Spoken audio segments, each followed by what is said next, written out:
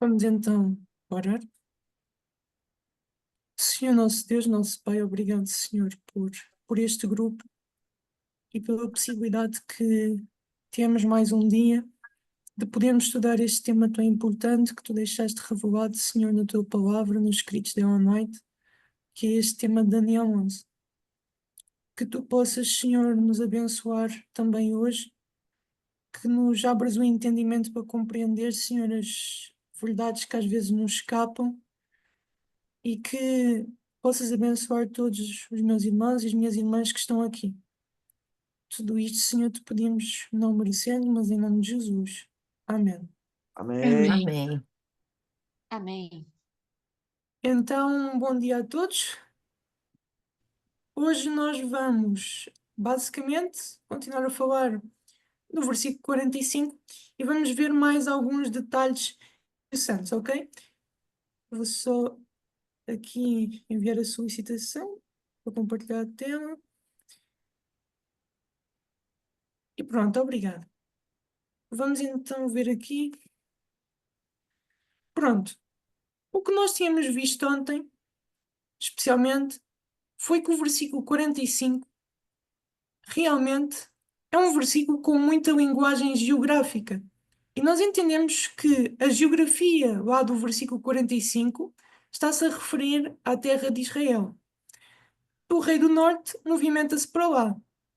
E nós vimos que o rei do norte, nos versículos finais, comprovado pela história, pela Bíblia e por Ellen White, foram os turcos, ok? Logo, esperamos também que os turcos cumpram esse versículo, o 45. Essa era a visão que a nossa igreja tinha e que chamava a questão oriental, ok? Nós vimos que Ellen White, ela diz que os acontecimentos ligados ao final do tempo da graça estão claramente revelados e um deles é precisamente Daniel 11:45, como vocês se devem lembrar. Porque logo após o versículo 45 vem Daniel 12:1, que diz: naquele tempo se levantará Miguel, ou seja, Jesus passa a assumir o reino, fecha-se a porta da graça. Deixa de ser sumo sacerdote, passa a ser rei dos reis e senhor dos senhores. Logo, o versículo 45 dá-nos um ponto de referência para sabermos o quão próximos estamos do fim do tempo da graça. Obviamente não dá o tempo exato, mas dá-nos uma referência para sabermos que esse tempo se está a aproximar. Ok? O que nós vamos ver hoje, e eu vou por aqui já, é mais alguns detalhes. Nós vimos isto ontem, foi a última coisa que vimos. E agora eu quero vos mostrar o seguinte. Daniel 11, a parte final, o versículo 45, que é o que faltava, e o que ainda falta, não é? Por se cumprir essa profecia, estava em processo de cumprimento no tempo de Ellen White. Nas próprias palavras dela. Ela diz o seguinte. Ela diz que a luz que Daniel recebeu, né, foi dada especialmente por estes últimos dias. E depois ela diz o seguinte: as visões que ele teve às margens do Uai, isso ela está a referir-se a Daniel 8, e do Itkel, que está-se a referir à profecia que nós andamos a estudar, que é Daniel 10-12. Ela diz: estão agora em processo de cumprimento, e todos os eventos preditos logo terão acontecido. Vamos parar para analisar. Daniel 8 só falta uma coisa para ser cumprida, segundo a visão que foi recebida, que é a purificação do santuário. O que falta em Daniel 11 é o versículo 45. E vejam, tanto a profecia de Daniel 8, tanto o final da profecia de Daniel 8 como o final de Daniel 11 estão totalmente relacionados. Porquê? Volto a referir. Porque a purificação do santuário termina quando o versículo 45 se cumpre, tá? A porta da graça é o fim da purificação do santuário. Por isso é que ela está a citar aqui Daniel 8 e Daniel 11.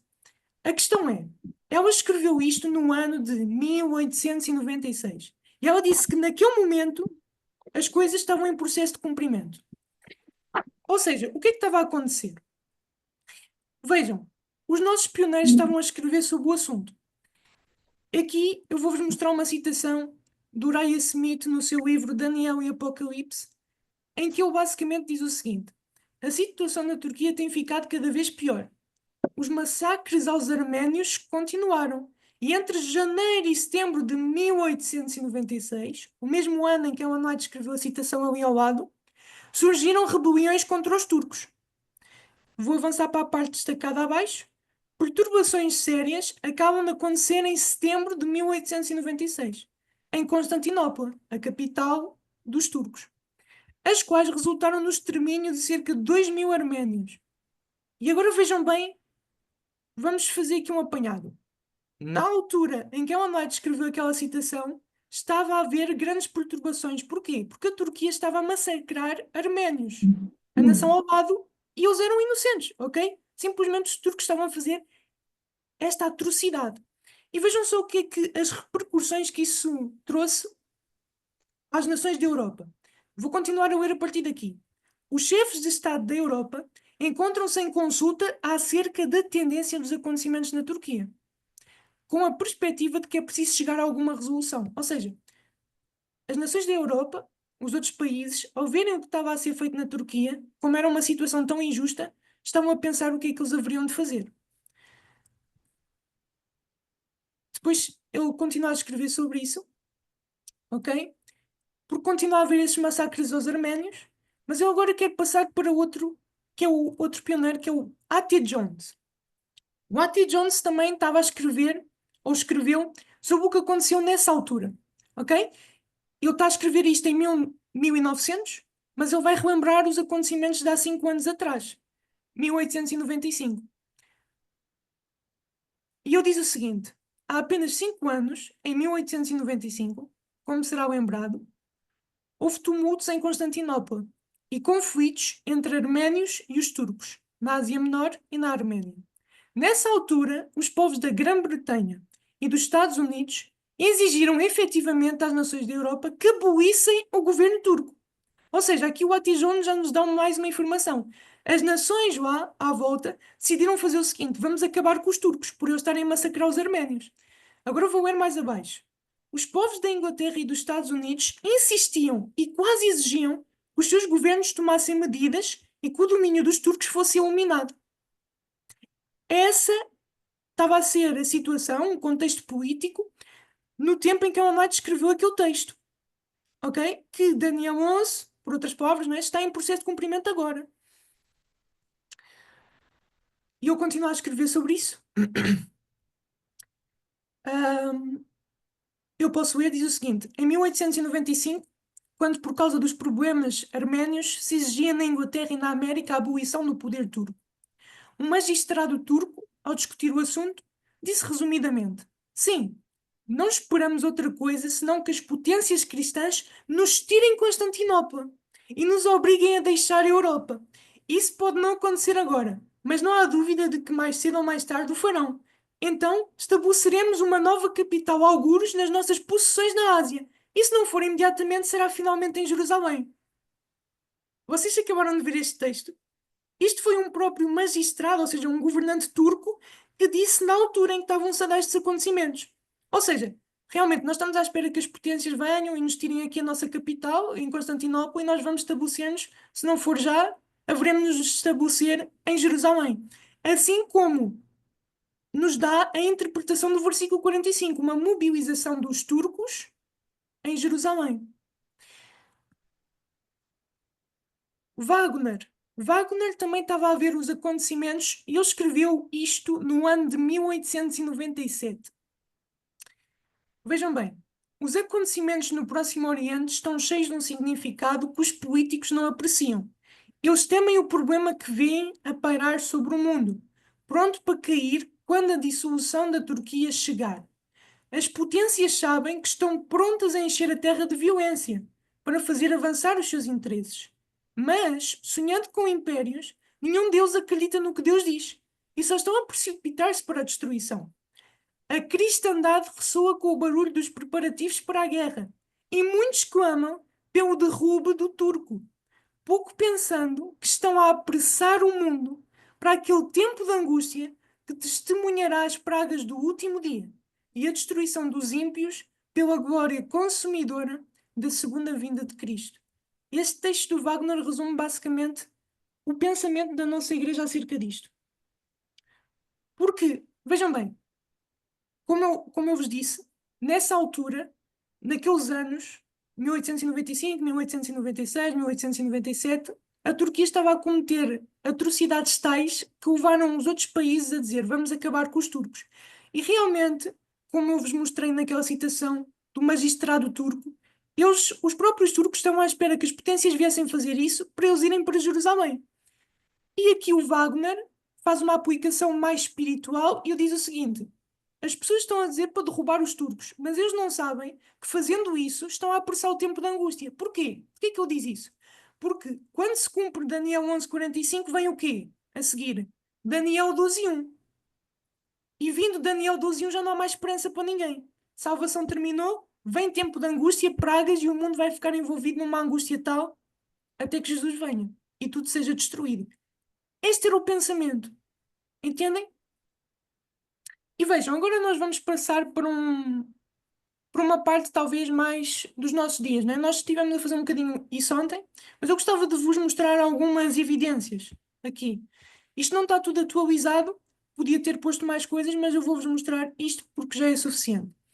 Ahm, بيت المقدس ok, este é em inglês, mas eu depois vou traduzir o pensamento do vídeo, está bem? بيت المقدس وعودة الحكم الإسلامي وأن تكون القدس عاصمة للخلافة بإذن الله. Ou seja, para quem não entendeu, eu basicamente disse o seguinte: Jerusalém vai ser a capital do califado. عودة E para quem não sabe, o califado basicamente é o centro de governo islâmico, ok? Ou seja, os muçulmanos eles têm essa vontade de realmente fazer com que Jerusalém seja o centro do seu governo, ok? Ah, avançando aqui. للخلافة بإذن الله. Ok, vocês estão a ver aqui à esquerda? À esquerda, isto foi um post no então chamado Twitter, não é? Do presidente Erdogan, ou seja, do Twitter oficial do presidente Erdogan, da Turquia. E ele escreveu o seguinte: isto foi em 2021. Jerusalém é a nossa cidade. E ele começa a escrever como a Turquia já tinha possuído Jerusalém e começa a revogar os direitos históricos que a Turquia tem sobre Jerusalém. Ok? Isto foi o que o presidente Erdogan, atual presidente da Turquia, escreveu em 2021. Ok?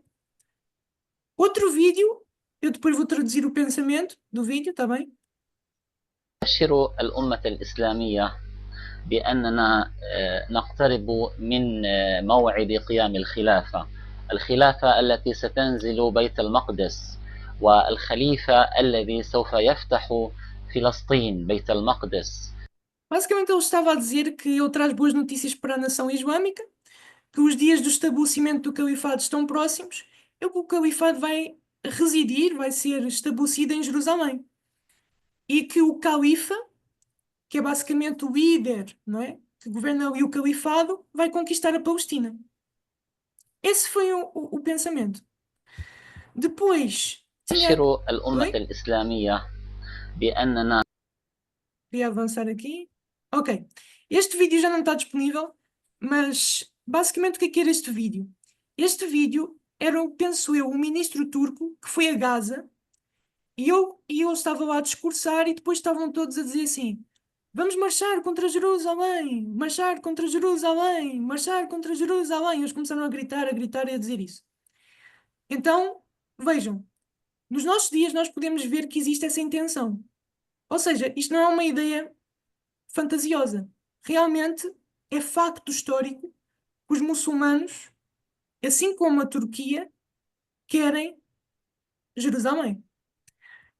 E vejam, vou ver se consigo avançar aqui. Ok. Vou-vos mostrar algumas notícias. 2013. Uma notícia Daniel, diz o seguinte. Sim, podem falar. posso interromper um bocadinho? Desculpa lá. Sim, sim, Eu claro. estava a ouvir a falar sobre isso, sobre os muçulmanos, e a intenção deles também é ocupar todo o mundo, não é? Porque eles têm Sim, mandado homens para o mundo inteiro. Nós aqui, por exemplo, em Portugal, como tu sabes, não é? Ali no Martim Moniz está cheio deles. E em todo o lado, em Londres e tudo, eles até já fizeram manifestações porque eles querem a terceira Irad. sim. Aham. estão naquela situação de que, pronto, é a tal guerra santa que tu já falaste aqui. Na Sim. primeira, mas tem 3 e eles querem realmente a terceira, não é? Porque como é bíblico, que está lá no tal mapa, só não sabemos como é que vai ser, mas Uhum. pronto, realmente é isso. E como tu estás a falar nisto, achei interessante porque Sim. eles têm lá uma mesquita também, certo? Em Jerusalém. Tem no Monte do Templo. Exatamente, no tal monte, no monte em que Cristo vai regressar, segundo o que está, nós entendemos. E é interessante que a ideia deles é ocupar realmente tudo, e Sim. principalmente tudo que é santo, não é? Aham. Exatamente, porque é assim, realmente como a irmã Vera estava aqui a dizer, os muçulmanos eles já se estão a posicionar em vários países. O que eles querem fazer é exatamente isso, uma guerra santa. A questão é, eles querem ter o centro de governo onde? Jerusalém, para depois fazer essa guerra contra todos, Exato, né? exato. Exatamente. Uhum. Será a sede, Essa é a digamos. intenção deles. Sim, Digamos que será a sede deles em Jerusalém. sim, exatamente. Uhum. E basicamente, vejam o seguinte, aqui com relação a isso, temos aqui uma notícia que diz Sultão Erdogan, a reformulação da marca da Turquia no novo e velho Império Otomano. Por outras palavras, aqui está a mostrar como Erdogan é quase considerado o sultão. Sultão era a expressão para os governadores do antigo Império Otomano. E basicamente, esta notícia mostra que o Erdogan tem intenções de formar quase que um novo Império Otomano. Entendem? O Erdogan tem essas ambições imperialistas. 2018. 2018 saíram algumas notícias interessantes, tanto que o Erdogan, nesse ano, foi falar com o Papa, foi falar com o Papa, especialmente acerca também dessas coisas que estavam a acontecer na Palestina e assim em Jerusalém. Só um instantinho aqui, tenho que pôr o computador a carregar. E depois tem também umas notícias que vocês podem ver à direita, à direita, que falam do Erdogan a convocar os países muçulmanos islâmicos para se unirem e confrontarem Israel. Vejam, nós vemos que hoje em dia quem basicamente lidera os países muçulmanos é a Turquia. A Turquia é o fator basicamente de união. Se tivessem que escolher um califa, não é? Se tivessem que pôr um governo ali, a Turquia é o elemento ideal. 2020, isto está em inglês, mas é para mostrar outra vez. Então, esta notícia fala acerca do desejo do Erdogan, das suas ambições de criar um império, né? 2021, estamos a chegar mais perto dos nossos dias, né? 2021 foi aquele post que eu vos mostrei, Jerusalém é a nossa cidade. O Erdogan volta a apelar ao mundo islâmico para proteger Jerusalém dos ataques de Israel e, e basicamente é isso, não é? O Erdogan tem aqui uma foto, uma imagem no canto inferior esquerdo, onde ele está a falar da Palestina, não é? Aquelas coisas todas que Israel não devia estar lá e tudo mais. 2023, estamos ainda mais próximos. 2023, lá está, começou aquela guerra em Gaza e o Erdogan começa a criticar de forma muito intensa Israel, né? Dizendo que Israel está completamente fora de si, que Israel vai pagar um preço muito alto e tudo mais. Isto são só algumas notícias, não é tudo o que eu pus. Tudo o que existe. Isto é só o que eu pus. 2024, abril. As relações entre a Turquia e Israel começam a azedar ainda mais, começam-se a tornar ainda mais complicadas. Porque a Turquia começa a cortar ligações económicas com Israel. 2024, julho, houve uma coisa que alarmou alguns, foi a Turquia emitiu ameaça aberta de invadir Israel por causa da guerra em Gaza. Ou seja, o presidente Erdogan disse mesmo que, se fosse necessário, eu invadiria Israel. E isso causou repercussão entre os governantes da Europa. Tanto que alguns, nas suas redes sociais oficiais, criticaram abertamente o presidente Erdogan. E isso é engraçado porque em certa parte faz lembrar aquilo que ele estava a mostrar no início do nosso estudo. Ellen White, né? Que os turcos estavam a fazer assim umas coisas que as potências europeias e tudo mais não gostaram e que já estavam a pensar o que é que haviam de fazer aos turcos. 2024, outubro. Lá está.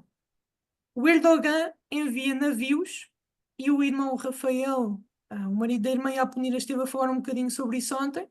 Envia navios ali para o Líbano, perto de Israel. E eu vou só vos mostrar um videozinho curto, de 1 minuto ou 2, sobre isso. É de um canal secular, ok? Não é cristão. Fala simplesmente dos acontecimentos e diz o seguinte, vejam. Fez afirmações fortes sobre Israel. Ele disse que a ideia de uma terra prometida, defendida por Israel, não passa de uma ilusão fadada ao fracasso. Mas ele não parou por aí. Chegou a chamar o primeiro-ministro israelense Netanyahu de assassino e ladrão e referiu-se a Israel como uma organização terrorista zionista. São palavras duras, não é mesmo? Mas o que realmente está preocupando muitos observadores internacionais são as ações concretas que a Turquia está tomando. Erdogan enviou navios de guerra para o Líbano.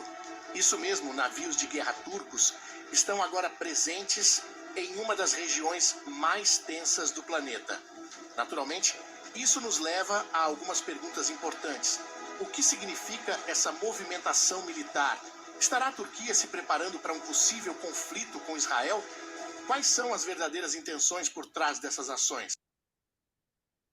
E pronto, isto foi no ano passado, ok? E depois temos ainda mais, não é? Mais notícias aqui. Turquia com precauções para combater as ameaças de Israel e tudo mais. Em novembro, mais coisas ainda, ok? Lá está. Outra vez, os turcos a pedirem a União Islâmica contra Israel, não é? E assim por diante. Até há aqui uma coisa interessante, porque o presidente turco foi para o Brasil. A terra aqui de alguns irmãos foi para o Brasil com a intenção de defender a Palestina. Isto em novembro de 2024, ok? E agora, isto aqui foi já este ano, ok? Em janeiro. Porquê? Porque, como vocês talvez saibam, a Síria está a haver uma grande comoção lá. O governo antigo foi abaixo, as forças rebeldes tomaram posse e as forças rebeldes, de certa forma, são amigas da Turquia, ok? A questão é, esta notícia dizia que as políticas de Erdogan na Síria aproximam a Turquia e Israel do confronto.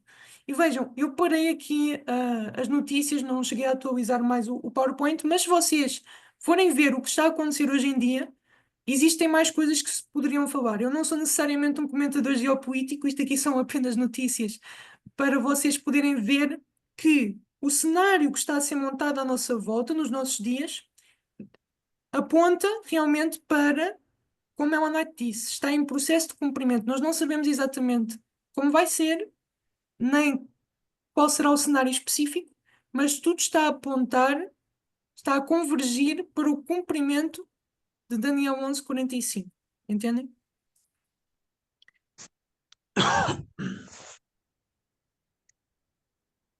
Basicamente, eu tirei isto de uns estudos bíblicos. Basicamente, eles são da Casa Publicadora Brasileira. Foi do ano de 1984 e está baseado nos estudos bíblicos oficiais da nossa igreja no tempo dos pioneiros, que era The Bible Readings for the Home Circle, ok? E está a falar sobre a questão oriental. E vejam, esta era a imagem, não é, dos estudos bíblicos oficiais da nossa igreja no tempo da Ellen White. E este era o estudo em inglês, The Eastern Question, ou seja, a questão oriental. E eu encontrei esse estudo nas edições do tempo dos pioneiros, né? Desde 1889 até mesmo 1949. E até existiam mais. Estas foi as que eu encontrei. Ou seja, a nossa igreja sempre acreditou nisto, da questão oriental. E há uma coisa interessante. Em 2016, houve uma notícia que dizia assim: Turquia, a questão oriental está de volta. E eu encontrei ontem, penso eu, uma notícia também, só que essa era mais recente, 2020, que dizia outra vez a mesma coisa, que a questão oriental está de volta. E até vi um livro que eu também encontrei, que eu agora nem sei bem onde é que está, que foi escrito em 2023, não sei se foi por portugueses ou não, que falava exatamente disso, da questão oriental estar de volta, noutros formatos, não é? No contexto dos nossos dias, e do papel da Turquia crescente na nossa sociedade e nas relações internacionais. Ou seja, realmente estamos a falar de coisas que nos dizem respeito mesmo aos nossos dias. E a Turquia, vejam, talvez já há uns anos atrás nós podíamos dizer quem é a Turquia, né? O que é que ela tem a ver? É ali um paísinho no Oriente. Mas hoje em dia ela está a ganhar preponderância. Até foi falado ontem que ela é o segundo maior exército da OTAN. Eu não sei se vocês sabem, mas isto é o que eu ouvi, tá? Que esta coisa da guerra da Rússia e Ucrânia, ah, basicamente, os Estados Unidos já não estão a dar tanto apoio. E a Europa está, vejam, a armar-se mais, está a fazer maiores investimentos na guerra. E eu sei que existe uma notícia, várias notícias que falam sobre o Erdogan, o presidente da Turquia, a dizer que a Europa não pode realmente levar avante a luta sem a ajuda da Turquia. Então a Turquia está-se a disponibilizar para ajudar e tudo mais. Ou seja, existem várias coisas envolvidas aqui. E vejam, eu achei isto muito interessante, porquê? Porque, como vocês se devem lembrar, especialmente o versículo 44 de Daniel 11 fala dos rumores do Norte e do Oriente, não é? Então, nós vimos que isso tinha a ver com a Rússia, que estava a tentar, a Norte e a Oriente do Império Otomano, conquistá-lo, não é? E vejam só o que é que apareceu em 2024. O presidente Putin teve uma entrevista e ele disse o seguinte, isto é o título da notícia: ouça atentamente Putin. As suas ambições imperiais podem incluir a Turquia. Porque vejam, a Rússia e a Turquia não são amigas. Podem parecer, podem estar em algumas relações, mas a Rússia, se puder, ela vai tomar a Turquia. Porquê? Porque, como eu vos disse, o problema foi sempre o mesmo. A Turquia, ela domina a única abertura do Mar Negro para o Mar Mediterrâneo. E os russos só têm acesso ao Mar Negro. E eles querem ter acesso ao Mar Mediterrâneo. E a Turquia está a impedi-los de concretizarem esse objetivo de há tantos anos. Por isso, quem sabe a Rússia também possa ser aqui um fator.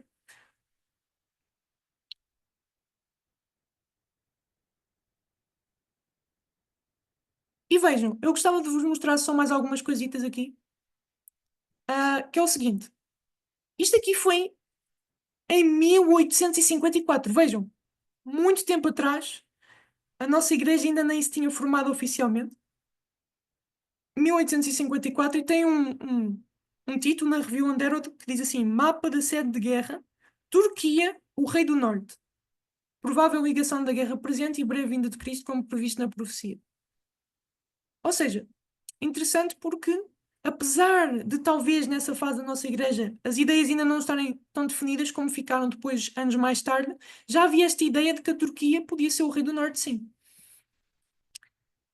Isto foi escrito em 1919 e diz o seguinte: há o perigo de que um espírito de agitação no mundo religioso possua os nossos corações e que no nosso estudo confundamos especulação ociosa e mera teorização com a revelação divina. Assim, devemos estar muito certos de que as nossas conclusões são bem fundamentadas antes de deixarmos de lado posições que resistiram ao teste de longos anos e ao minucioso escrutínio dos inimigos deste movimento, e substituirmos no seu lugar exposições que são apenas o resultado de um estudo comparativamente curto e superficial. O que é que está aqui a ser referido? Vamos avançar. Diz o seguinte: não vemos razão no presente tempo para afastarmos da visão que temos mantido durante anos relativamente à exposição de Daniel 11. Não vimos nenhuma nova interpretação que, no nosso julgamento, seja superior à antiga. queremos que as conclusões que mantemos desde o início deste movimento, de que a Turquia é representada pelo termo Rei do Norte na profecia, são corretas. E apenas porque nesta conjuntura atual, nos assuntos deste mundo, parece não haver nenhuma perspectiva imediata de que a Turquia estabeleça os seus palácios em Jerusalém, não há razão para que devamos mudar a nossa visão da questão. Se não podemos ver, então é melhor esperar e aguardar o tempo de Deus para uma luz mais completa e observá-lo, resolver as coisas conforme queremos que sua palavra revela que ele fará. Por outras palavras, irmãos, aqui a nossa igreja está oficialmente a dizer que não há razões para nós alterarmos aquela visão de Daniel 11 que tem sido a base desde o início do movimento, que a Turquia é o rei do norte. E vejam, quando isto foi escrito, tinha ocorrido a Primeira Guerra Mundial. E estava-se a ver a Turquia cada vez a perder mais possessões, não é? O Império Otomano lá. E parecia que o que a nossa igreja ensinava acerca de Daniel 11:45, no final das contas não se ia cumprir. E então muita gente começou a questionar. Só que algumas pessoas começaram a questionar. Só que a nossa igreja, ela confiava nesta interpretação. Lá está, é como o decreto dominical. O decreto dominical podia ter saído no tempo da Ellen White, mas não saiu. Tanto que hoje em dia alguns questionam se o decreto dominical realmente sairá ou não, se isso não é uma interpretação que foi só dada porque era o contexto da Ellen White e dos pioneiros. Entendem? Isto é a base para tudo. Isto acontece com tudo. Isto está aqui em inglês, basicamente. Depois também, lá está, outra publicação da nossa igreja, isto foi em 1913, ainda a Ellen White estava viva, que também volta a focar na ideia de que não se devia mudar esta ideia da questão oriental, pois não encontraram ocasião para o fazer, não houve nada convincente para mudar a posição. E diz aqui, alguns indivíduos discordaram das opiniões defendidas pela organização. E o fato de que a dominação ser nula de fanatismo deu uma audiência respeitosa aos defensores da nova interpretação da profecia. As provas a favor desta nova posição não foram suficientes para abalar os alicerces da antiga, em qualquer particular. A organização ainda adere à crença muito estabelecida de que a Turquia é o rei do norte, mencionado nos últimos versos do 11º capítulo de Daniel. E depois também fala da secagem do Eufrates, isso seria outro tema que também é interessante. Mas pronto, isto basicamente era o que a nossa igreja acreditava. E era a posição oficial. Ok? E depois, isto já foi escrito ainda mais tarde, já, no movimento. Lá está, perto das alterações que se depois fariam na nossa igreja. Mas vejam o que é aqui dito. Eu acho que é muito interessante. Diz o seguinte. E embora haja alguma diferença de opinião entre os teólogos relativamente ao poder a que se aludiu em Daniel 11:45, no entanto, esta denominação sempre defendeu na sua literatura oficial a visão de que o poder que deve chegar ao seu fim é o poder otomano, que se tornou o rei do norte. Entendem? Isto é muito importante. Entender que, apesar de hoje nós não termos uma posição oficial, a nossa igreja tinha uma posição oficial no tempo dela à noite, que foi confirmada pela própria profetisa. Ok? Nós vimos isso.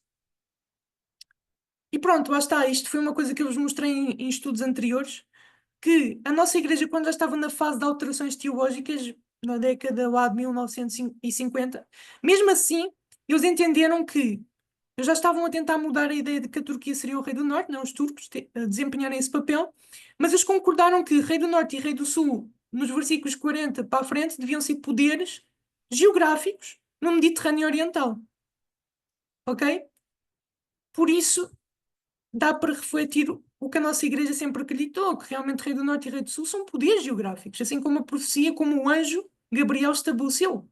Ok? Esse é o significado dos termos Rei do Norte e Rei do Sul. E pronto, eu vou parar por aqui. Depois isto seriam citações de pioneiros e tudo mais. Mas eu gostava de saber se vocês têm alguma pergunta que gostavam de fazer, algum comentário, alguma coisa. Vamos aproveitar para falar um bocado, ok?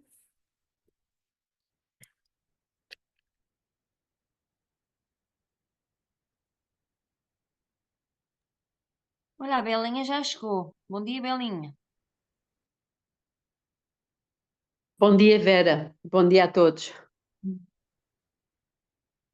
Correu tudo bem?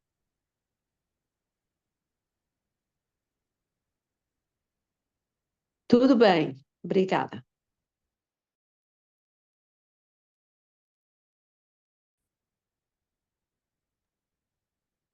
Alguém gostava de fazer alguma pergunta? Algum comentário?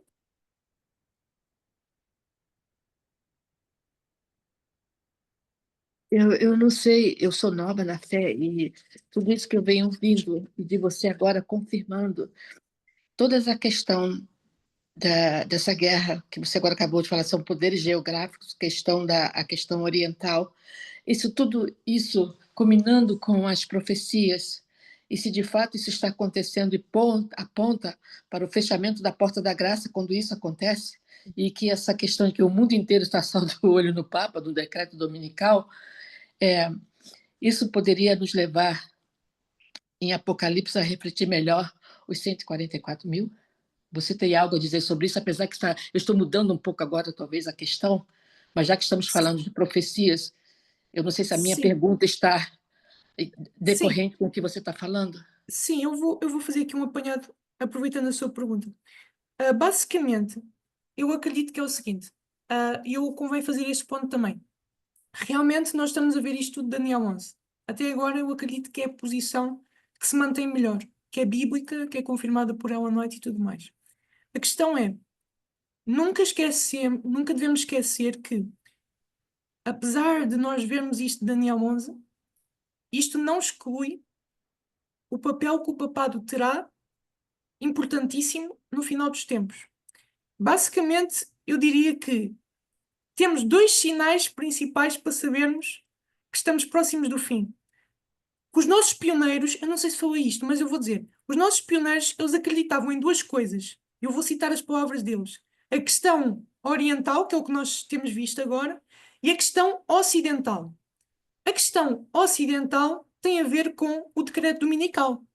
Ou seja, os nossos pioneiros eles viam o seguinte: se nós virmos que nos Estados Unidos, no Ocidente, está-se a formar esta união de igrejas, o decreto dominical, e se nós vemos que no Oriente está a acontecer aquilo com a Turquia, sabemos com certeza, com estes dois sinais, que estamos próximos do fim. Tanto que, lembram-se que eu vos falei do texto de Ellen White de 1896, que ela disse que Daniel 11 estava em processo de cumprimento? Vejam, não só estava a haver problemas na Turquia nesses anos, como também estava a haver tentativas de formar um decreto dominical. Estava a haver essas duas coisas mais ou menos em simultâneo. O que nós podemos ver também hoje em dia é o quê?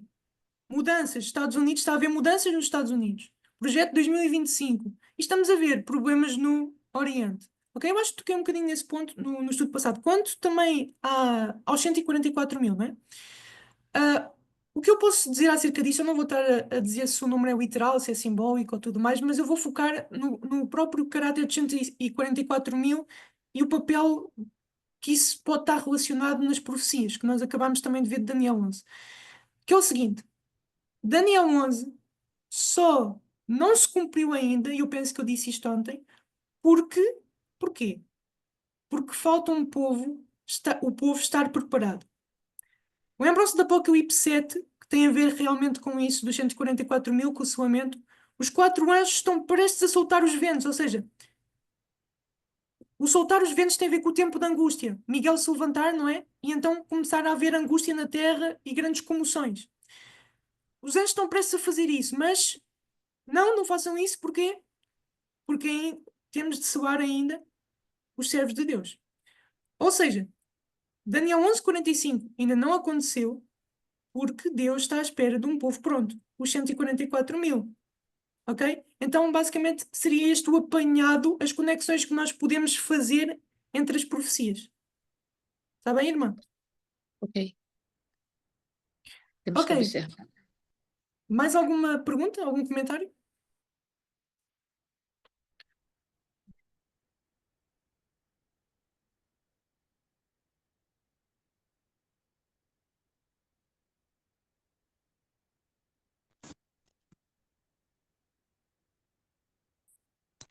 Ô, Miguel, Sim.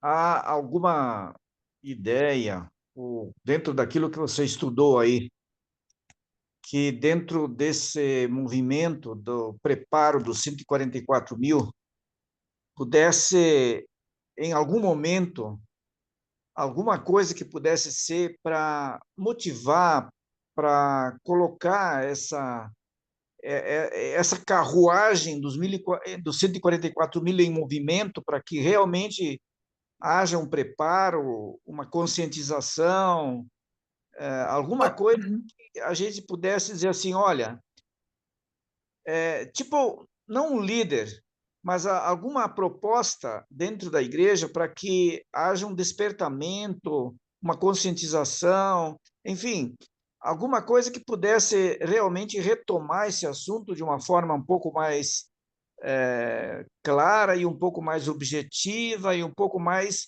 vamos dizer assim, com fatos reais, porque é sempre Deus, ele, vamos dizer assim, faz surgir um líder ou alguma coisa que possa, então, realmente proporcionar uma carruagem para que as pessoas subam nessa carruagem e possa realmente preparar essa condição, porque sozinha, dificilmente sem uma liderança, sem alguma coisa que possa ser notória e consciente e também guiada por Deus, evidentemente, né?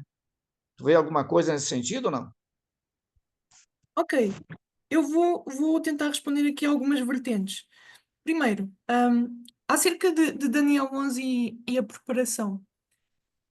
Daniel 11, estes acontecimentos que eu vos mostrei, especialmente o 45, que é o que falta por se cumprir, não é? Nós falámos um bocadinho isso ontem, mas isso não vai servir muito para a nossa preparação pessoal. Porquê? Porque quando isso acontecer, provavelmente já se está a dar o decreto dominical. E a questão é, nós não podemos nos preparar vendo o decreto dominical. Tudo o que tem de estar preparado já tem de estar preparado. Ou seja, Daniel 11:45 serviria mais como um sinal para confirmar a fé dos 144 mil nesse tempo de tribulação que vai haver. E para os que não são crentes ou aqueles que não se tinham juntado ainda ao alto clamor se juntem, vendo a confirmação. Assim como aconteceu com José Elites, que falou sobre a sexta trombeta, cumpriu-se e muita gente se juntou ao movimento miorita. Esse é o primeiro ponto. O outro ponto também acerca de... O irmão perguntou se, só para ver se eu entendi bem a pergunta, se Deus faria com que se levantasse assim alguém, algum líder ou uma liderança, obviamente que dirigida por Deus, que pudesse ajudar na preparação dos 144 mil, é isso? Isso. Ok, É que dentro de sim, todos os movimentos que Deus sempre faz, ele sempre... nós temos Ellen White como líder, mas ela já faleceu. Muita gente não sim, acredita. Então, eu entendo que Deus sempre fez alguma coisa. Levantou sim. Moisés, levantou Josué, levantou alguém para guiar o povo, enfim, Uhum. dirigir.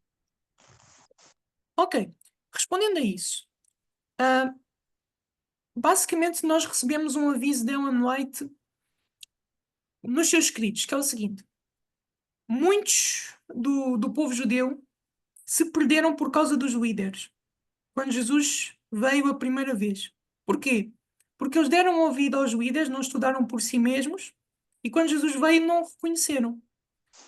Isso também será similar quando Jesus vier pela segunda vez.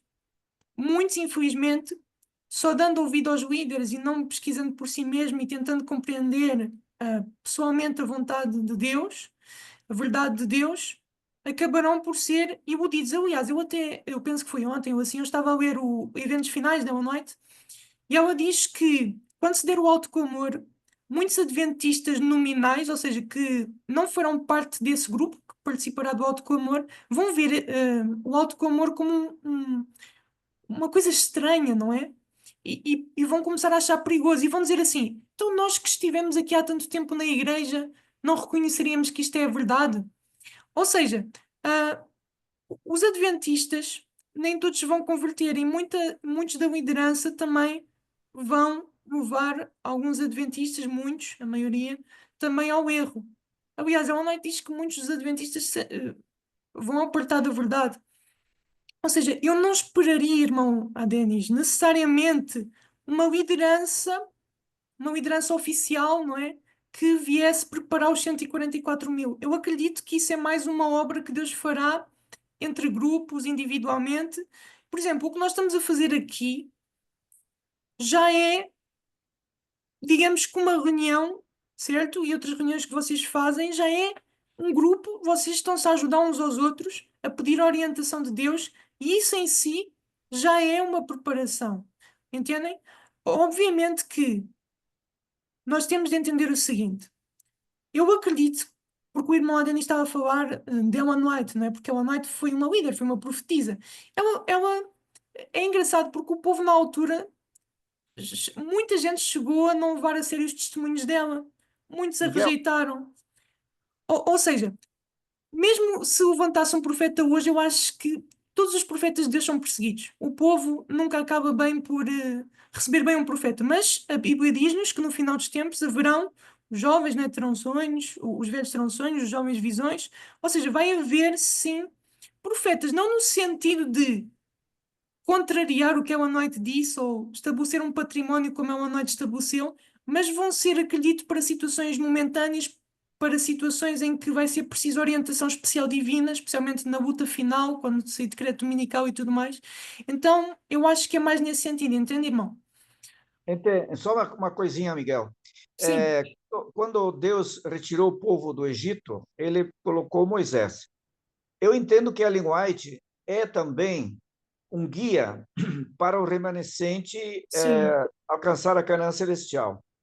Nós temos, de fato, vamos dizer assim, subsídios suficientes e esclarecedores para realmente fazer frente a essas, vamos dizer assim, a essa caminhada rumo à Canaã celestial. Só que, infelizmente, dentro da igreja, muitas pessoas não creem em Ellen White. E ela está sim, sendo, vamos dizer assim, derrubada dia após dia.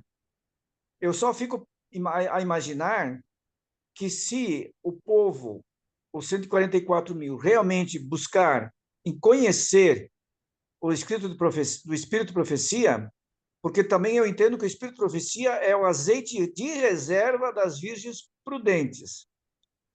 E então, quando a gente tomar essa consciência e buscar realmente conhecer e botar em prática aquilo que já temos dentro da igreja, eu acho que sim, também pode ser suficiente para a gente poder formar um caráter e poder realmente ser um remanescente fiel a Deus. sim. Exatamente. Eu vou deixar uma belinha falar, mas só antes de dizer, respondendo também a isso, irmão Denis, que basicamente Ellen White, se nós não aceitamos Ellen White, nós não vamos aceitar mais nenhuma revelação de Deus que virá, porque ele deu basicamente o essencial que nós precisamos nos escritos de Ellen White. Como eu disse, a Bíblia diz que se levantaram profetas, mas não no sentido, acredito eu, de fazer um património, como fez Ellen White e tudo mais, mas sim para situações em que vai ser necessária orientação especial de Deus, em casos em que vai haver perseguição e tudo mais. Então eu acredito que é mais nesse sentido. Por isso é como o irmão está a dizer. Se nós não aceitamos hoje Ellen White, isso vai ser, ela não disse que seria, esse seria um dos grandes enganos no final dos tempos, que seria a rejeição dos testemunhos. Satanás faria tudo para que o povo desse descrédito aos testemunhos, né? É, Ir- verdade.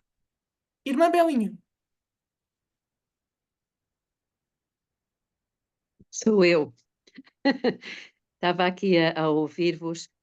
É assim, relativamente a esse assunto, eu acho que há aqui uma necessidade de referir o seguinte: ah, nós não temos sido muito, enfim, educados, treinados, despertados para a questão do ouvir a voz de Deus. Chegará um tempo, e esse tempo está muito curto, muito breve, em que nós precisaremos reconhecer a voz do Espírito Santo e ser guiados única e exclusivamente por essa voz. Porque hoje há muitas vozes no mundo, já muitas vozes se têm levantado pelo mundo, mas não é nem a voz de um ser humano, nem a voz de um líder, nem a voz de seja de quem for que nos vai dizer o que devemos fazer, é a voz de Deus. E para haver essa familiaridade com a voz de Deus é preciso tempo, é preciso espaço, é preciso nós termos uma condição ambiental, desde a alimentação, desde aquilo que nós enchemos a nossa mente, para poder ter essa sensibilidade, que lá está, era a sensibilidade de Elias e de João Batista. Não é por acaso que Deus fala de um terceiro Elias. O terceiro Elias tem as características do primeiro Elias e do João Batista, e eles percebiam a voz de Deus. João Batista tinha até uma sensibilidade que ele percebia quando Satanás se aproximava dele e quando Deus lhe falava. Portanto, isto aqui é alguma coisa muito significativa, porque a vida agitada que nós vivemos hoje leva-nos a estar atentos a tudo, menos à voz de Deus, que é mansa e suave. Nesse sentido, e sabendo nós que temos, como ainda há pouco mostraste, neste momento há mais do que uma interpretação relativamente aos acontecimentos, nós temos que começar a fazer jejum no sentido de fechar portas, e há muitos de nós que que perdem muito tempo, não quer dizer que não seja necessário, mas que se perde muito tempo ouvindo as vozes deste comentador, do outro comentador, deste pastor, do outro, percebem? Então, há que fazer um tipo de jejum nesse sentido, mergulharmos nas Escrituras e percebermos porque Deus vai orientar cada pessoa. E eu gostava de ler aqui no livro Preparação para a Crise Final, curiosamente é na página 144. Como sabem, este livro é muito antigo, é um livro maravilhoso e tem aqui muitas citações de Ellen White. Então diz aqui assim, ela escreveu isto em 1889.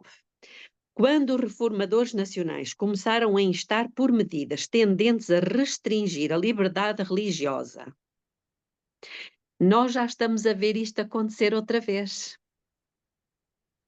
Aliás, eu falando com fazendo um parênteses, falando com um advogado, que é um advogado do mundo, não conhece nada de Bíblia e não sabe nada destas coisas, ele disse-me uma frase que eu fixei na minha mente. Ele diz: neste momento, a Europa é o último pilar da democracia mundial.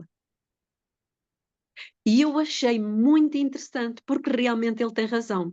Se nós formos a ver em todo o mundo, a democracia já era.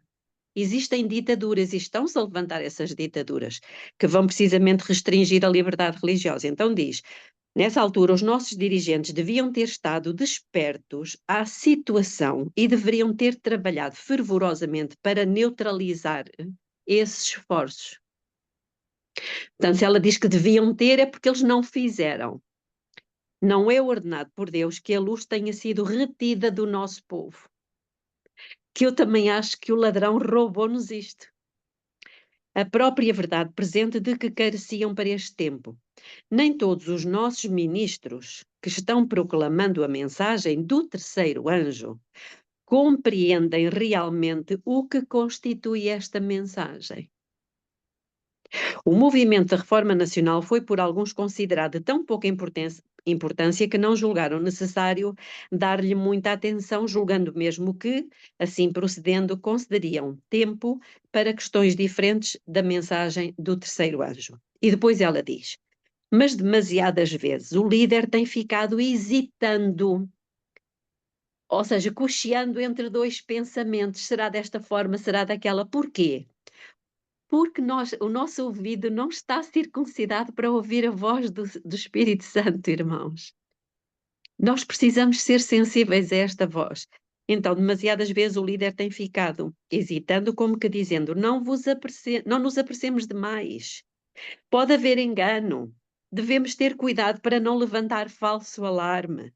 A própria hesitação e incerteza da sua parte, como que está a dizer paz e segurança. Não vos exciteis, nada de alarmar-vos. Tem-se falado mais dessa questão da emenda religiosa do que ela merece. Esta agitação toda amainará. Portanto, vai haver a tendência de calma, as coisas não são assim. Irmãos, nós estamos num tempo que nós já vimos por tudo aquilo que tu apresentaste, as provas evidentes, atuais que tu mostraste, que realmente nós estamos num tempo em que só podemos ouvir a voz de Deus. E essa voz está aqui, e é esse terceiro Elias, para responder ao Adénis, é esse terceiro Elias, esse povo, que é o tal líder que não é visível, não é? E que está percebendo os movimentos sorrateiros. Aliás, o grande conflito fala precisamente que a Igreja de Roma está a agir no silêncio, secretamente, sorrateiramente, está erguendo as suas majestosas e altaneiras estruturas. Irmãos, eu estou a ver essas estruturas que ela está erguendo. Nos Estados Unidos, o Trump é literalmente uma marioneta. Quem está por trás dele é que está comandando os cordelinhos. Então, com este conhecimento que nós temos e buscando essa sensibilidade à voz do Espírito Santo, eu acredito que em 10 dias Deus pode ter um povo, como aconteceu lá no dia de Pentecostes, um povo que só seja dirigido por ele.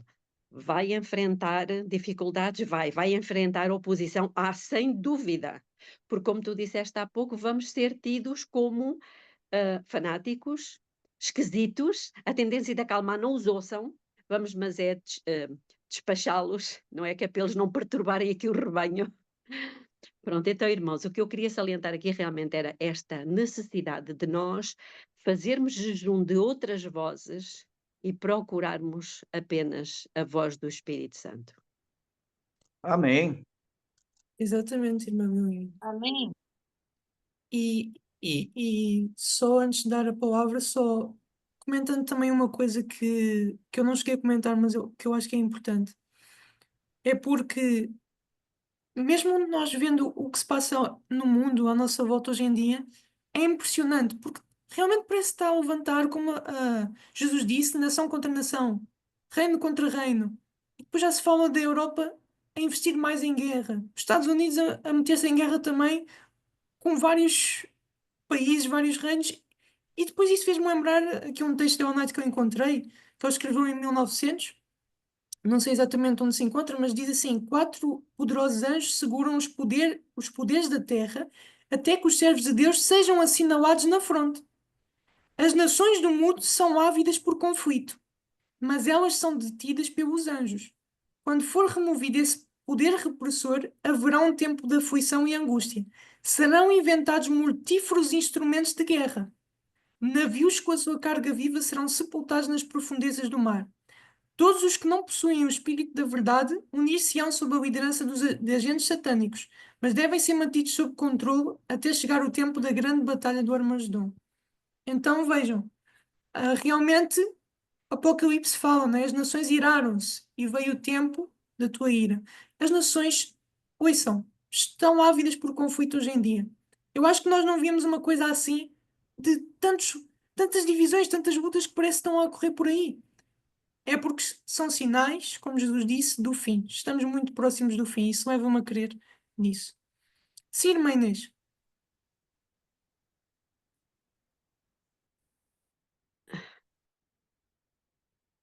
Irmã Inês, antes de dar-lhe a palavra, que eu vou ter que sair outra vez, sem nós nos apercebermos, por vezes de tanto bebermos dessa fonte, não é?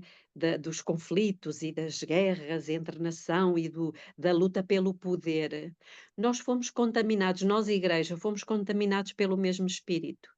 E está a haver dentro de nós este espírito de conflito, e não o espírito e poder de Elias. O espírito do bom samaritano, de compreensão de uns para com os outros, de tolerância uns para com os outros. Não, parece que qualquer coisinha já é motivo para desenvolver ali uma guerra e um conflito dentro das próprias igrejas. Portanto, se nós temos que tirar daqui alguma lição, é: que espírito é que eu estou a mostrar? É o da besta ou é o de Cristo? É o do bom samaritano ou é o do sacerdote e do levita? Que não estiveram nem aí para o sacrifício, para o esforço, para a despesa, não é? E seguiram o seu caminho. Então é só isso que eu gostava de chamar a atenção, olharmos para nós mesmos realmente e vermos qual é o espírito que eu estou a manifestar. Estou plenamente de acordo. Exatamente, porque o mesmo espírito que inspira a guerra, inspira também as guerras na igreja. Sim, irmã Inês. Pela contemplação sereis transformados. Desculpa, Só Inês. eu e a Pela Planira. contemplação. Eu só peço desculpa aqui para a Inês, é porque eu não posso deixar passar o comentário da Belinha, senão depois não faz sentido mais. É que assim, Satanás se exulta quando os filhos de Deus estão perdidos, no engano, não é? É isso que ele quer fazer, na verdade. Ele quer colocar na nossa cabeça um engano. É isso que ele faz com o povo de Israel. Aquele povo está completamente perdido no tempo e eles acham que eles estão contando o tempo como se fosse os únicos corretos que tem o calendário de Deus e enfim. Mas tudo para dizer o quê? Que a Belinha falou, né? Que nós temos que ver qual o espírito que nós estamos manifestando, e ela falou que nós temos que fechar os nossos ouvidos e ouvir só a voz de Deus. Por quê? Porque exatamente Satanás quer enganar, se possível, for os escolhidos, né? Então, o mundo adventista, desde que eu conheci o adventismo, a principal coisa que o mundo adventista fala é o quê? É o decreto dominical, não é? É o primeiro ser quando os Estados Unidos decretar o decreto dominical, saiam das cidades. E o povo está até hoje à espera disso, sendo que isso já aconteceu em 1892, 1893, não é? Então, está todo mundo à espera do decreto dominical para sair das cidades. Quando isso for acontecer de novo, já não vai ser mais possível.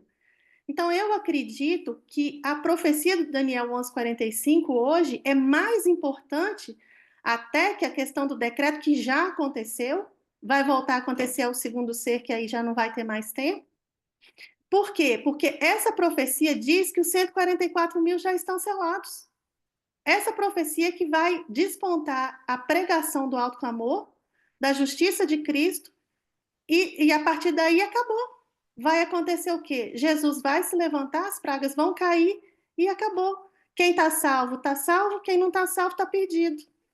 Então é assim, quanto mais notícias a gente vê, ouvir, buscar, procurar, ficar cavando um decreto que já saiu e que a gente ainda está à espera dele, menos a voz de Deus a gente vai ouvir, mais a gente vai colocar em xeque o espírito de profecia e a Bíblia. E a nossa fé vai se desvanecendo cada vez mais. E só um comentário pequenino. O foco no local errado é o que Satanás quer. Porque enquanto a pessoa vai tendo o seu foco no local errado, vai perdendo o seu tempo, o tempo precioso que Deus nos deu, para focarmos na coisa certa. Foi aquilo que eu estou de acordo, que a Belinha acabou de mencionar. Nós temos realmente, os 144 mil, para mim, no meu ver, são os que vão realmente anunciar aquilo que for necessário anunciar no final. Não vai haver ninguém tipo Ellen White, porque isso não vai ser necessário, porque Ellen White já está aí tudo o que nós precisamos. Perdão, não vamos precisar de mais do que o que já está. Precisamos sim é de estar realmente preparados, porque se nós contemplamos o que o inimigo está a fazer e está os seus malabarismos, as suas distrações, pois seremos transformados por elas. É por isso é que eu também estou de acordo que a Igreja de Deus irrita-se por qualquer coisinha, faz quesilhas e guerras por qualquer coisa explode um irmão por coisinhas que tão pequeninas e tão simples, e andamos nisto. Quer dizer, o povo, eu tenho a certeza que alguém vai estar preparado, porque está escrito. Mas nós também queremos estar preparados. Então acho que nós devemos pôr o foco no que é certo. Habituar-nos a ouvir. Eu já ouvi, irmãos, a voz do Espírito. Eu perdi isso porque me agarrei a muitas outras coisas mais, mas eu quero voltar ao que estava. Eu ouvi muitas vezes a voz do Espírito, inclusive até audível, não só mental. E eu quero voltar ao mesmo patamar que eu estava, ou ao mais superior, se Deus assim me permitir. Portanto, é possível, irmãos. É possível. Amém. Ok, então, irmã Inês, se quiser falar, pode fazer aí a pergunta ou o comentário, está bem?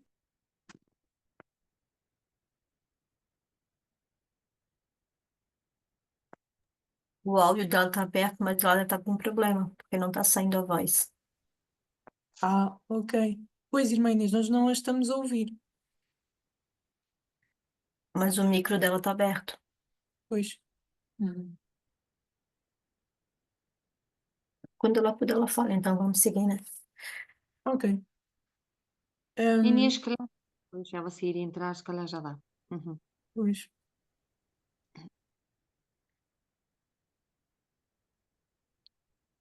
Enquanto a irmã Inês está a tentar ali restabelecer o áudio, alguém tem mais alguma pergunta ou comentário que gostasse de fazer?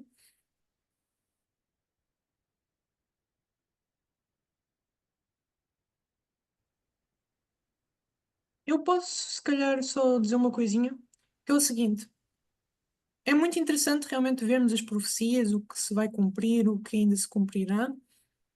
E só fazendo aqui um à parte também, que não se esqueçam, muitos adventistas estão a olhar errado. Estão a olhar o decreto dominical para o Vaticano. Mas nós sabemos pelo Espírito de Profecia que o decreto dominical não tem a ver diretamente com o Papa, mas com os Estados Unidos. Então, só esta parte, está bem? Porque muitas vezes focamos no que o Papa está a fazer, mas não é necessariamente o Papa. É a besta da terra, os Estados Unidos, que vão dar voz para repetir as perseguições do passado. Ou seja, é nos Estados Unidos o foco. Ok? A irmã Inês pôs aqui uma pergunta. Falo sobre Jeremias 4. Está relacionado com a Turquia? Assim, irmã Inês, eu não sei necessariamente o que está em Jeremias 4, mas assim, eu acho que não tem a ver com a Turquia. Jeremias 4. A irmã está-se a referir especificamente a que versículo? Se puder pôr aí no chat, escrever. Ah,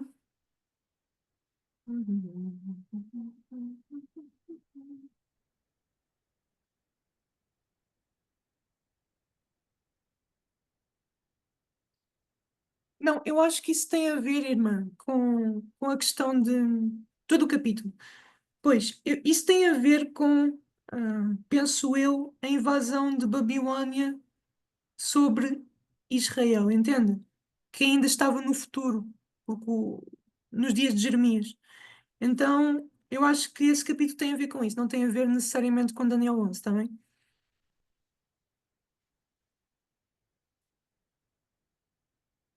Eu gostaria de tocar outra vez no ponto que nós estávamos a tocar com relação às distrações do povo, se for possível.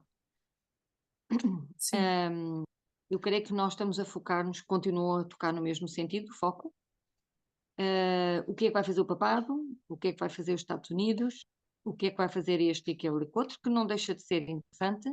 Mas e nós? Qual é o nosso estado? Como é que nós estamos? Estamos tão ansiosos que venha Cristo, tão ansiosos que venha o decreto, tão ansiosos que todas as coisas aconteçam, queremos ver as profecias à frente dos nossos olhos, que já estamos a vê-las, a cumprirem-se. Mas e nós? A nossa preparação? Estamos nós preparados para que essas coisas venham a acontecer para podermos ir com Cristo? Eu acho que nós devemos focar-nos e pensar mais e preocupar-nos mais, digamos, não a preocupação de não podemos dormir, mas uma preocupação de nós podermos estar alerta e avançarmos já com o fato de buscarmos as coisas de Deus. Nós aqui neste grupo falámos muito em muro de promessas da palavra. Nós falámos isso também nós, não é, Miguel, quando estivemos a conversar? Aliás, tu até disseste isso num texto que eu achei muito bonito. Eu disse, bom, ele está a dizer uma coisa que nós, este grupo tem estado a estudar e tem estado a aplicar-se sem ele saber, e eu achei isso muito interessante. Porque realmente Deus está a tocar nos seus filhos, é o último tempo, e as pessoas têm realmente que abrir agora os olhos e irem para o local certo e caminhar no caminho certo. E não, ou seja, dispersar-se, qualquer que seja que venha à volta, que vai ser muito ruidoso e muito brilhante, mas se calhar não é interessante para nós. É por sim. isso é que nós vemos a miséria em que o povo está, a miséria em que as igrejas estão. Não há união, não há amor.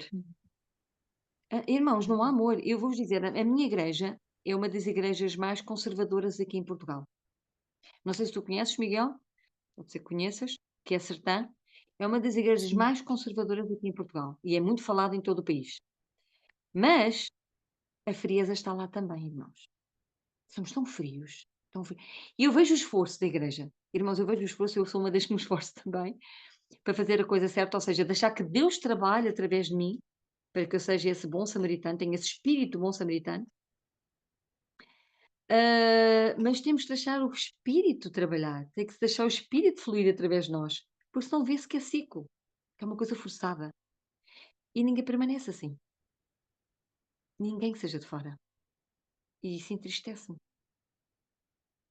Também não é o tempo das pessoas de fora entrarem. Eu acho que o tempo vai ser realmente. As coisas vão ser feitas de outra forma, não sei. Sim, eu gostava de complementar o que a irmã Vera estava a dizer, porque eu não tinha acabado o raciocínio, porque eu estava a falar, né, que era interessante vermos realmente o que está a acontecer à nossa volta. Fiz aquilo à parte mostrando só que os Estados Unidos vai ser o foco do decreto dominical, mas eu queria concluir dizendo o seguinte: é interessante ver isto tudo, mas o foco, vocês lembram-se do início, do estudo inicial que nós fizemos na sexta-feira, que eu vos disse assim: qual é que é o foco de Daniel 11, dessa última profecia do livro de Daniel? A purificação do santuário. Tanto que eu até tenho aqui uma citação de um pioneiro que é o Stefan Nesko. Eu não sei se eu consigo mostrar aqui, porque eu resumo aqui o pensamento que eu gostava de mostrar. Ok, eu vou por aqui, para vocês verem, para vocês entenderem o que é que eu estou aqui a falar. Eu diz o seguinte: vejam só, eu acreditava que a Turquia ia ter esse papel, porque em outros textos eu falo que a Turquia está como um sinal para sabermos o que se passa no Santuário do Alto. Mas vejam só o que é que ele diz mais à frente. Ele diz: enquanto o mundo observa a Turquia, que o servo de Deus observa o movimento do seu grande sumo sacerdote, cujo ministério pelo pecado está quase a terminar. Porquê? Porque o foco, a Turquia é só um sinal para nos apontar para o santuário. Não é porque é a Turquia em si. Entendem? É para apontar para o santuário. Ou seja, o foco não é tanto, ok, a Turquia vai fazer isto, ou não, é, ok, se isso está perto de acontecer, isso significa que o tempo para a minha preparação está a acabar. O santuário já não vou receber, receber o perdão dos pecados, não vou poder mais preparar o caráter, porque o que tem de estar preparado já tem de estar preparado. Entendem? Este é o grande foco desta última profecia do livro de Daniel. Os acontecimentos históricos que vão alcançar o final da purificação do santuário, o final do ministério de Jesus para a salvação da humanidade e a introdução do glorioso reino de Deus. Esse é o foco. Ok? Então era só isso que eu queria dizer, porque, como a irmã Vera também estava a dizer, e já falámos sobre isso, nós podemos saber as profecias, podemos olhar para o que está a acontecer à nossa volta, mas se nós só focarmos acerca disso, só nisso, e isso não nos levar para o essencial, todas as profecias elas têm o objetivo de nos apontar para o essencial, que é o quê? Cristo. O que é que Cristo está a fazer? Que relação isso tem com o povo de Deus? Com os acontecimentos finais na obra de Jesus? Esse tem de ser o nosso foco. Ou seja, por isso é que os nossos pioneiros utilizavam Daniel 11 nos seus esforços evangelísticos. Porquê? Porque isso levava as pessoas a sentirem o senso de urgência. E ao sentirem o senso de urgência, iam perguntar como em Atos, não é? O que é que faremos para ser salvos?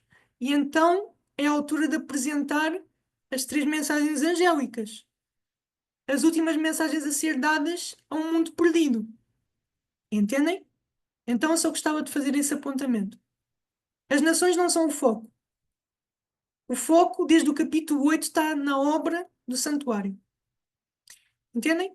E Ellen White, penso eu, tem um texto em que ela diz que conecta, não é? Porque enquanto está a haver purificação do santuário lá em cima, no sentido em que estão a ser realmente anulados os pecados, ok? Está perdoado e depois vão ser apagados no final, ela diz que também tem de haver uma obra de purificação no meio do povo de Deus na terra, enquanto está a haver uma purificação lá no santuário.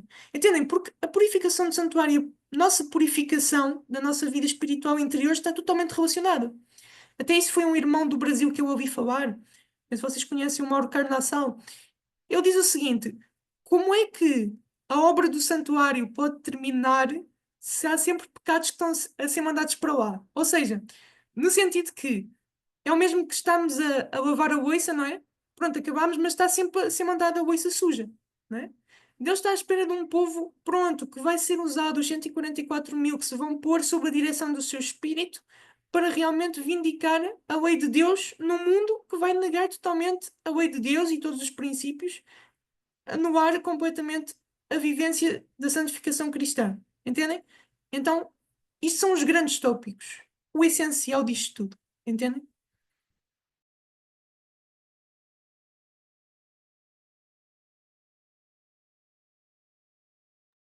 Ô, Não Miguel, sei. Sim, nessa altura aqui, quando você fala que quando Cristo está purificando o santuário, e o seu povo, que ele entende que está sendo selado, ainda continuar enviando o pecado para lá, realmente é uma situação que devemos pensar 2 ou 3 ou enésimas vezes aí. Porque há uma citação, há um pensamento dentro da igreja que nós vamos pecar até Jesus voltar. Nós temos que eliminar totalmente essa ideia que Satanás tem colocado dentro da igreja e realmente nos conscientizarmos e fazermos a nossa introspecção com Deus dia após dia, para realmente fugirmos dessa questão e buscarmos realmente a santificação. É passar pelo santuário todos os dias, é caminhar desde o átrio até o lugar santíssimo, em oração, em súplica, em pensamento, claro que em espírito e em verdade, e deixar a nossa carne realmente queimar no altar de sacrifício. E aí fazermos cada dia isso, e Jesus, ele prometeu que ele venceu o mundo e nós podemos vencê-lo também. Com o poder dele, claro, sempre em Cristo, nunca nós mesmos. Se nós nos ativermos a essa questão e suplicarmos a Deus, Deus vai nos atender. E seremos realmente purificados, e aí podemos fazer parte do remanescente dos 144.000. Amém. Isso é muito importante, irmão. O que está aqui a ser tocado, obviamente que isto aqui daria quase que outra reunião. Porque nós muitas vezes perguntamos, isto é humano, todos nós já nos perguntamos assim, como é que nós podemos fazer parte dos 144.000 ou realmente viver uma vida de acordo com a vontade de Deus se eu estou sempre a falhar, eu não consigo? Exatamente, esse é o que é o ponto. Nós não conseguimos. Entendem? Se nós Sim. estamos à espera do momento em que nós digamos assim, eu consigo, está tudo estragado. Porque nós não conseguimos. Isso é impossível. Se eu consigo me convencer de que eu sou capaz, é porque algo está errado, porque eu não sou. Estou errado na minha perspectiva. O foco não é um povo que consiga ser perfeito. Não. Não é um povo que consiga alcançar vitória sobre o pecado. Eu vou-vos dizer aqui uma coisa que talvez vos choque. Deus não quer que alcancemos vitória sobre o pecado. E vocês estão-se a perguntar, como assim? Calma. O irmão a Denis falou o seguinte. Aqui, falou em certas palavras daquele texto de Jesus em João 16:33 que diz: no mundo tereis aflições, mas tendo bom ânimo, eu venci o mundo. Vejam só, Jesus está-nos a dizer assim: alegrem-se porque eu venci.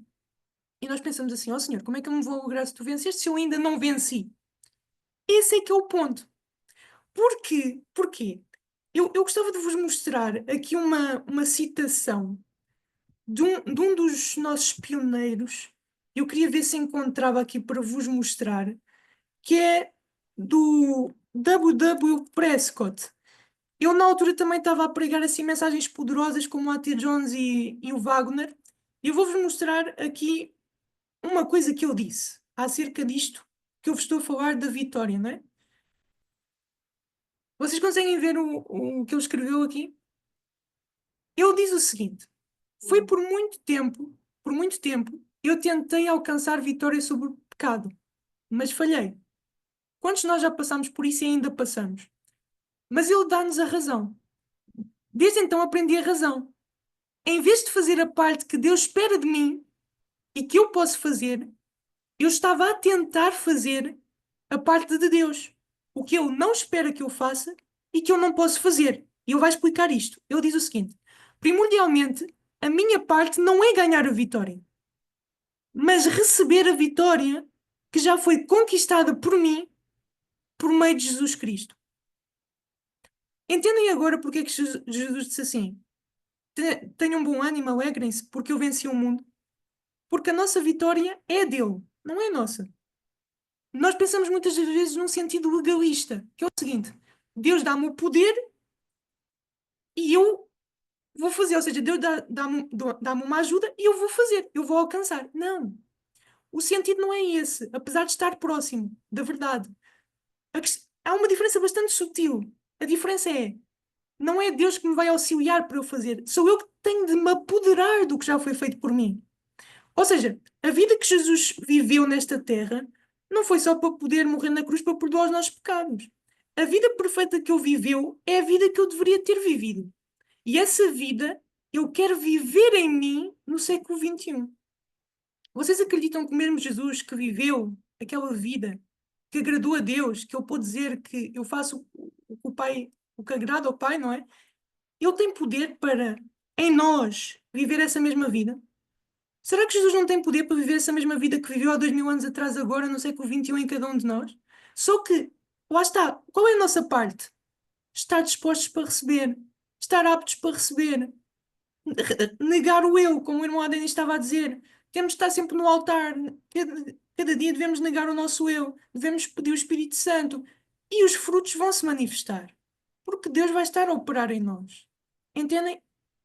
Parece uma diferença sutil, mas é muito grande. Não sou eu que vou tentar alcançar com a ajuda de Deus, mas vou-me apoderar do que já está feito. Só espero que Deus manifeste isso em mim. Entendem? Vou fazer com que Deus se manifeste isso em mim através da comunhão com Ele. Essa é a nossa parte. No Amém. fundo, é Amém. deixar Deus atuar.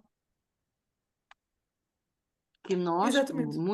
a maior parte das vezes, somos um impedimento para Deus atuar. Ele tem Somos. tantas bênçãos para nós. Ele tem tanto maravilhoso para nós podermos efetuar. Só que nós, porque ele diz que nos dá o querer efetuar e de boa vontade o dá. Só que nós temos que realmente permitir que ele o faça. E por vezes achamos que estamos a permitir e não estamos, estamos a fazer aquilo que nós queremos e que achamos que é o certo. Isto parece o povo de Israel quando o Senhor disse, quando foi o pacto, tudo o que o Senhor disser nós faremos. E não fizeram nada. Foi tudo o contrário, porque não havia poder para fazer. Mas estamos a aprender.